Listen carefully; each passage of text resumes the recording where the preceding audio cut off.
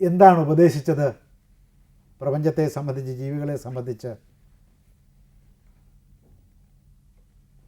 യസ്തു സർവാണി ഭൂതാനി ആത്മന്യേവാനുപശ്യതി സർവഭൂതേഷു ചാത്മാനം തതോ ന വിജുഗുപ്സതേ.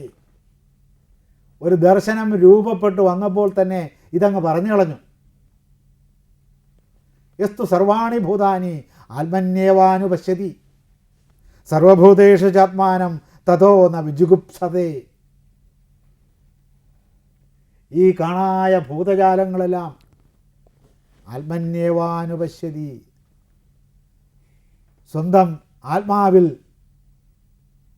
കാണാനുള്ളതാണ്, സ്വന്തം ആത്മാംശം കലർന്നതാണ് എന്ന് മനസ്സിലാക്കാനുള്ളതാണ്. സർവഭൂതങ്ങളും എന്തു തന്നെയാണ്? തൻ്റെ ആത്മാംശം തന്നെയാണ്. ആ ഭൂതത്തിലെ ചൈതന്യം ഭൂതത്തെ ഭൂതമാക്കുന്നത് എന്താണ്? ചൈതന്യമാണ്.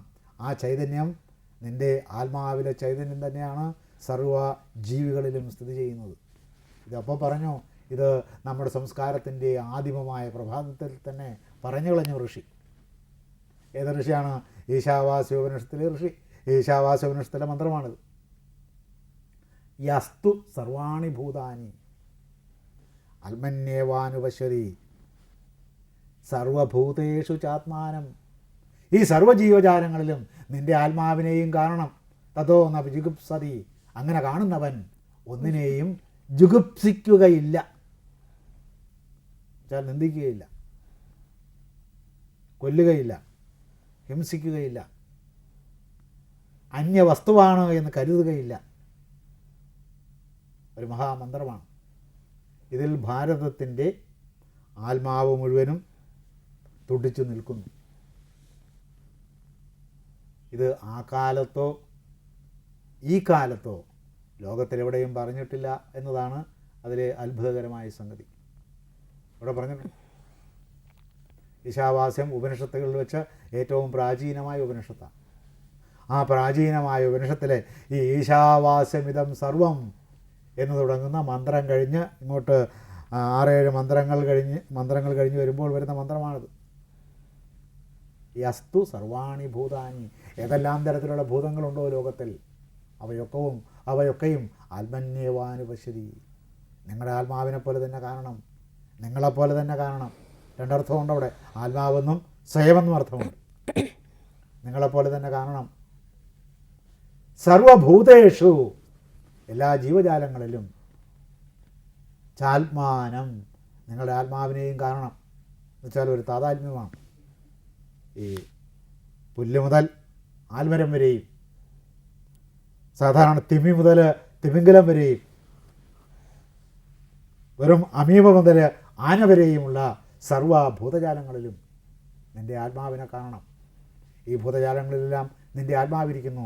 ആ ഭൂതജാലങ്ങളുടെ എല്ലാം ചൈതന്യം നിന്നിലുമിരിക്കുന്നു. തതോ, അതിനാൽ, അതുകൊണ്ട്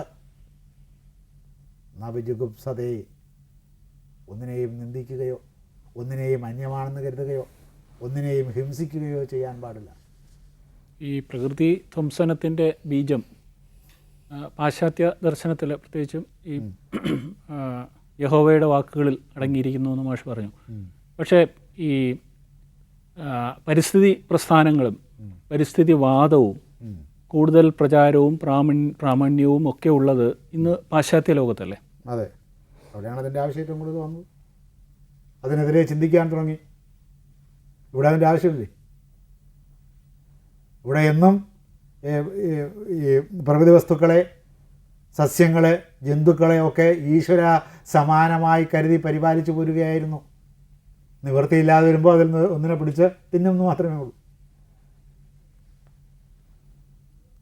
അതായത് അവയെ ഉപയോഗിച്ച് തീർക്കുക എന്നത് ഒരിക്കലും ഭാരതീയൻ്റെ പ്രശ്നമായിരുന്നില്ല. അങ്ങനെ ഭാരതീയന് അത്തരമൊരു പ്രശ്നം ഉണ്ടായതെപ്പോഴാണ്? പാശ്ചാത്യരുടെ ആഗമനത്തോടു കൂടിയാണ്. അല്ലെങ്കിൽ ഇല്ല. അല്ലെങ്കിൽ എല്ലാ വീട്ടിലും സർപ്പക്കാവുകളും. സർപ്പക്കാവെന്ന് പറയുമ്പോഴെന്താണ്? പാമ്പ് മുതലുള്ള ജീവികൾക്കൊക്കെ ജീവിക്കാനുള്ള മാർഗമാണ്, ജീവിക്കാനുള്ള താവളമാണ്, സങ്കേതമാണ്. സർവ്വജീവികളുടെയും സങ്കേതമാണ്. വലിയ കാട്, ഒരു പറമ്പിൽ വലിയ 3-4 കാടുകളുണ്ടാവും.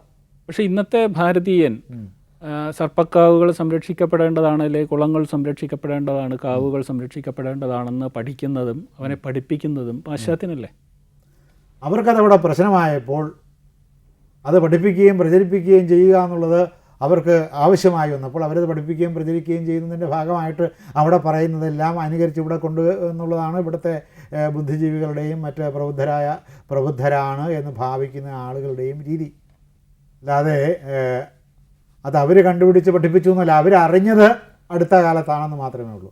പ്രകൃതിയുടെ നാശം, ജന്തുക്കളുടെയും സസ്യങ്ങളുടെയും നാശം, പ്രകൃതിയിൽ തനിയെ രൂപപ്പെട്ടു വന്ന പ്രകൃതി ഘടനയുടെ നാശം മനുഷ്യനെ ഉന്മൂല വിനാശത്തിലേക്ക് നയിക്കും എന്ന ശാസ്ത്രീയമായ കണ്ടെത്തൽ അവർക്കുണ്ടായപ്പോഴാണ് അവരതിനെ സംബന്ധിച്ച് ഗ്രന്ഥങ്ങൾ എഴുതുകയും അത് പ്രചരിപ്പിക്കുകയും ഒക്കെ ചെയ്തുകൊണ്ടിരിക്കുന്നത്.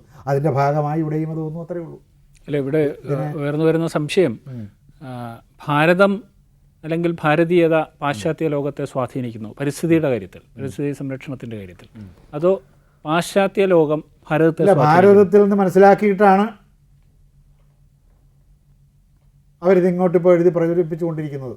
ഇപ്പോൾ നമ്മുടെ ചെറുകഥാപ്രസ്ഥാനം അറബികൾ ഇവിടെ നിന്ന് ചെറുകഥകൾ കൊണ്ടുപോയി അറബി ഭാഷയിലേക്ക് വിവർത്തനം ചെയ്തിട്ട് അത് അറബി ഭാഷയിൽ നിന്ന് ഫ്രഞ്ച് ഭാഷയിലേക്ക് വിവർത്തനം ചെയ്തിട്ട് ഫ്രഞ്ച് ഭാഷയിൽ നിന്ന് പിന്നെ ഇംഗ്ലീഷിലേക്കും യൂറോപ്പിൽ മുഴുവനും പരക്കുക ആണ് ഉണ്ടായത് ചെറുകഥയുടെ കാര്യത്തിൽ. അത് വിശേഷിച്ചും സോമദേവ ഭട്ടൻ്റെ കഥാസരിത് സാഗരത്തിലെ കഥകളാണ് ഇങ്ങനെ പോയത്.